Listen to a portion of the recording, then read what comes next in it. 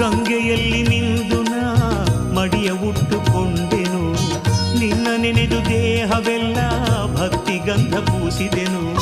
ದಾಸಪಾತ್ರೆಯನ್ನು ಹೊತ್ತು ಬೇಡಿ ಬೇಡಿ ತಂದೆನು, ಬೇಡಿ ತಂದ ಕಾಡಿನಿಲ್ದ ಉಗ್ಗಿ ಮಾಡಿಕೊಂಡೆನು.